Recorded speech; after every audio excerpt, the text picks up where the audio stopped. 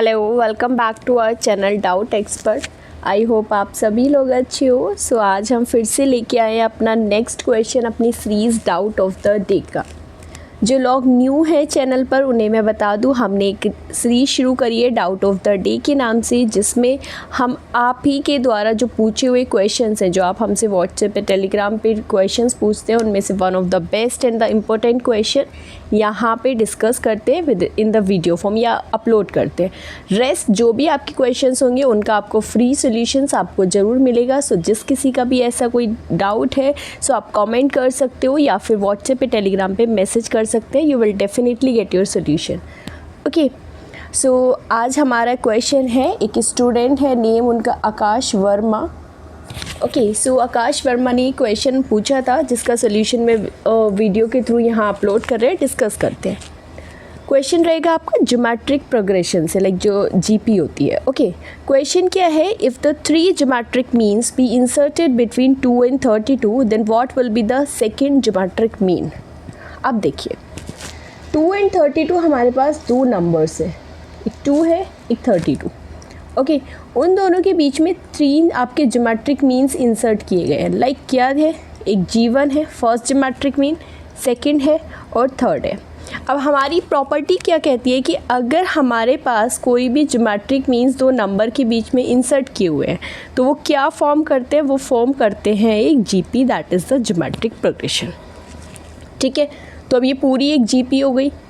अगर GP के first term की बात करें, अगर ये GP है तो इसका जो फर्स्ट टर्म होगा वो क्या हो जाएगा, आप सभी को पता है फर्स्ट टर्म तो यहाँ पर क्लियरली विजिबल है, जिसे हम डिनोट करेंगे A से, उसकी वैल्यू है आपकी 2। ओके, अब यहाँ पे एक चीज़ और डिस्कस करते हैं। हमारा अगर हम nth टर्म की बात करें ऑफ GP तो क्या होता है, nth टर्म ऑफ GP क्या होता है, आप सभी को इसका फॉर्मूला पता होगा। वो दिया जाता है AR⁻n-1, जहाँ R होता है आपका कॉमन रेशियो। इसी तरह से अगर मैं सेकंड टर्म की बात करूँ, G1, सेकंड टर्म G1 है ना, लाइक A2, तो G1 की वैल्यू क्या हो जाएगी आपकी AR⁻n क्या है आपका, क्योंकि सेकंड टर्म है तो 2 - 1 हो जाएगी, that means it is equal to AR। इसी तरह जो हमारा थर्ड टर्म होगा, थर्ड टर्म हमारा किसके इक्वल है, G2 के। सो थर्ड टर्म क्या हो जाएगा, AR⁻n-1 होता है, थर्ड टर्म है तो यहाँ पे हो जाएगा 3 - 1, दैट मीन ये हो जाएगा आपका AR²।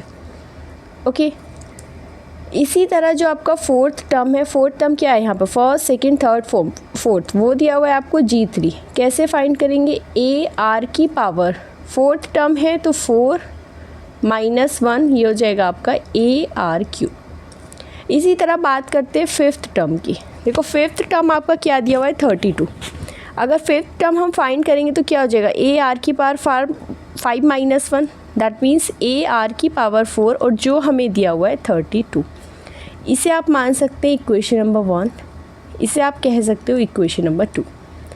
अगर मैं इक्वेशन 1 से A की वैल्यू यहाँ पुट कर दूँ, okay, put value of A, यहीं पर लिख देती हूँ मैं, put value of A in equation second.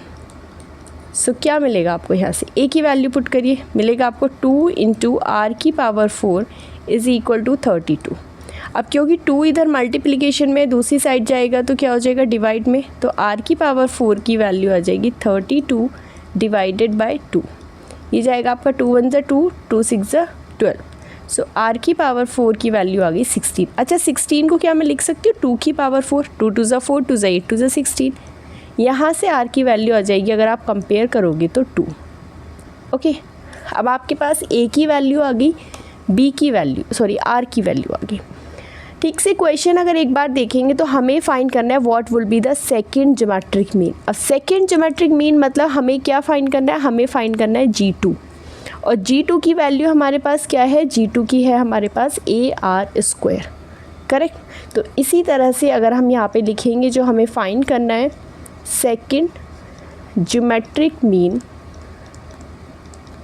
जो आपका है, okay, second geometric mean that is G2, और G2 की वैल्यू क्या है आपकी AR²। अब हमारे पास A की वैल्यू भी 2 है और R की वैल्यू भी 2 है। सो 2 2 ज़ा कितना हो जाएगा 4, 2 मल्टीप्लाई टू 4 और 4 2 ज़ा हो जाएगा 8 आपका आंसर होगा इस क्वेश्चन का। बहुत ही अच्छा और बहुत ही इम्पोर्टेंट क्वेश्चन था, समझ आ गया होगा, क्लियर हो गया होगा अच्छे से।